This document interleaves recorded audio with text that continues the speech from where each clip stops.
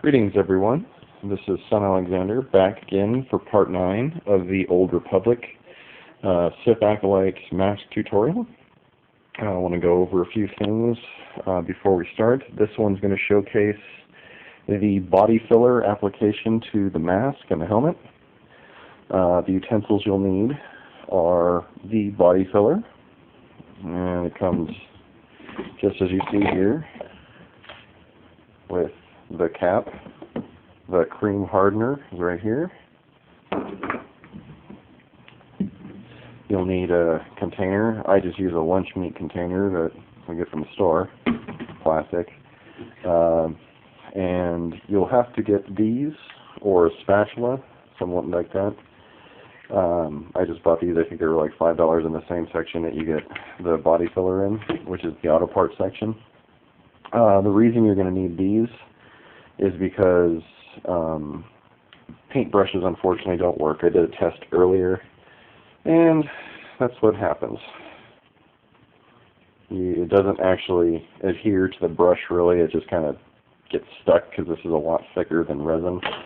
And here was a test that I did.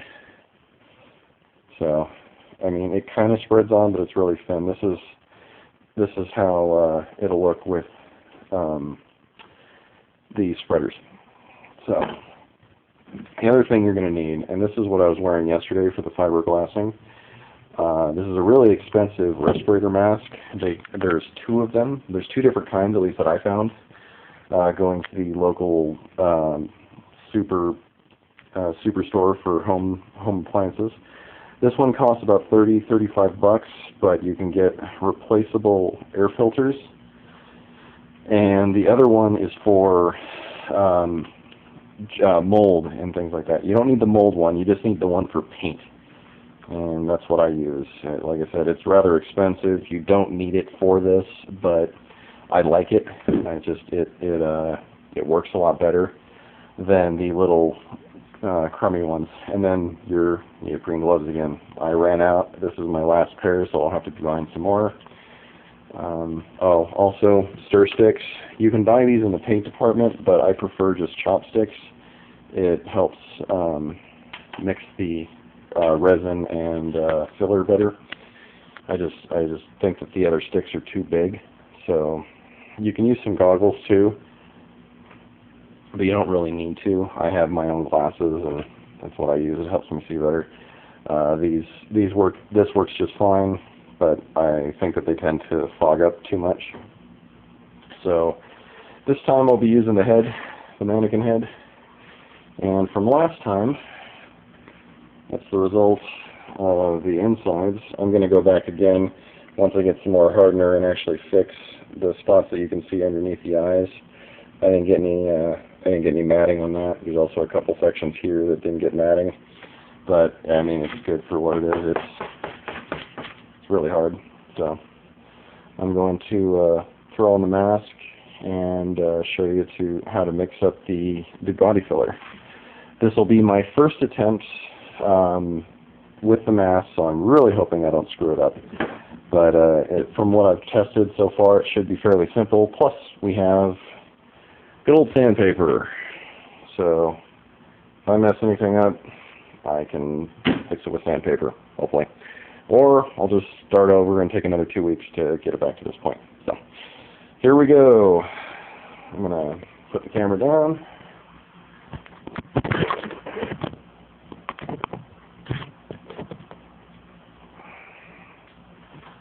Put on the mask.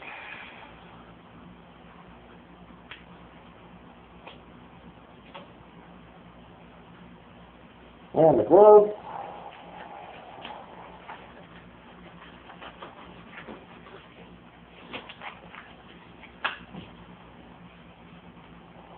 I really like this mask. I actually thought about altering it at one point to make it a Darth Malgus mask, which I may still do at some point, but for now, it's useful.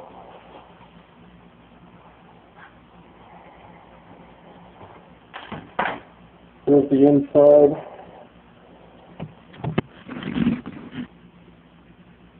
Of the can. That's what it looks like. Just a gray putty. And the stuff that I have, the hardener that I have is a cream hardener, and it's red or a clay color. And it mixes into kind of a brick color when it's done. So get a little bit in here.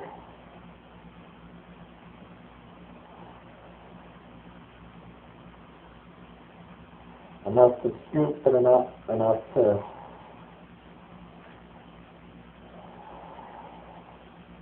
it'll hopefully not dry as quickly. So messy. It does not react to air, so it will not dry out.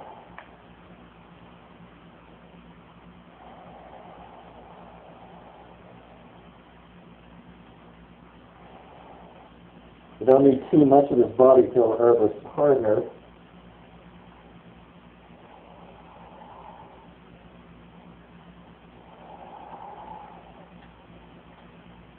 From what I can tell, that should be enough.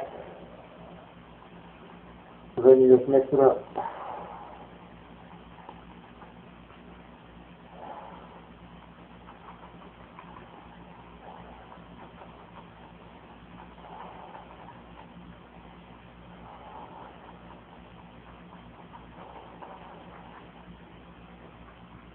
Very toxic like the other stuff. It has a horrible smell to it. It dries and cures very quickly, so you got about 12 minutes of work time.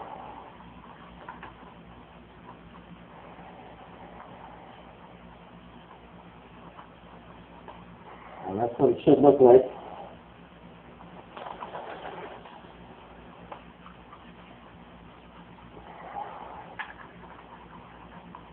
Kind of a pink color. And just set this down. Get your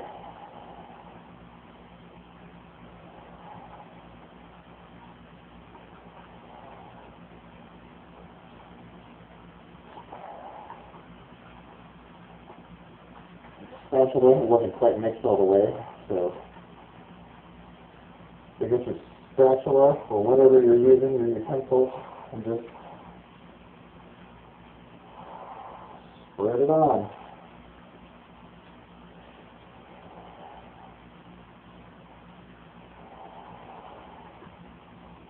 I'm going to go with the top first instead of the fine details, mainly to avoid screw-ups.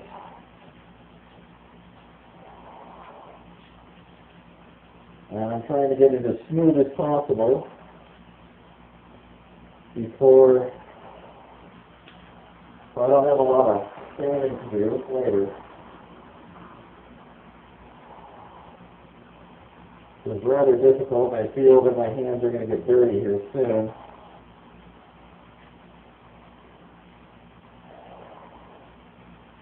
So I'm probably just going to jump in with my hands.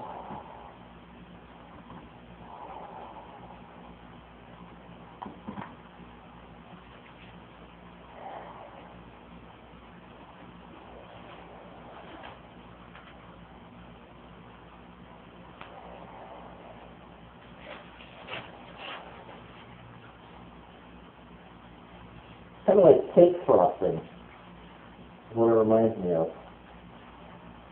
Spread it down really well, same as the other stuff. You don't want any pits or air holes. You want it smooth.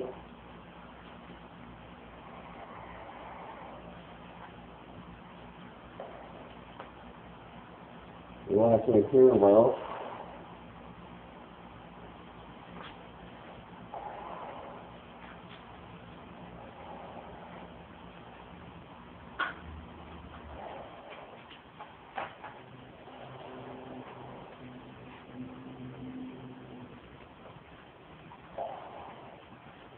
So don't be afraid to put pressure on it. Again, this is my first attempt. I'm just telling you what I think I should be doing, mainly because I wanted to make these videos for people afraid to get into prop design, to tell you, hey, guys, This is the first time I've ever done this too. So, don't be afraid. Jump in. It's a fun hobby. A little bit more. Wow. That stuff cured quick. Way quicker than 12 minutes. I can't do anything with it anymore. Look at that. Seems like I added too much hardener. It's already worthless. See? I started to notice that when I was right in this corner. See? It started to bunch up.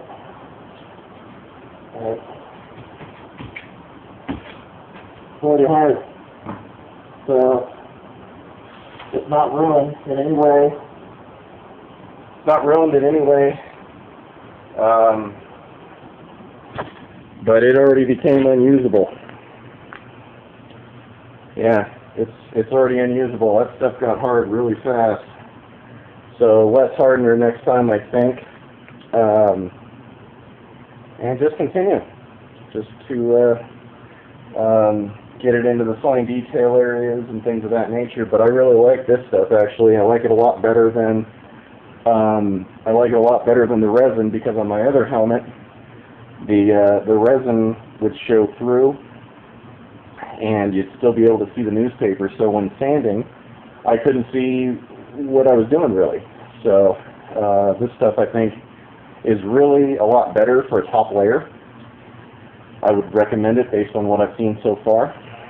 And I'm going to continue on with this. This has been Son Alexander for part 9. And thanks for watching, guys. You'll see me again when we're ready to sand. Bye.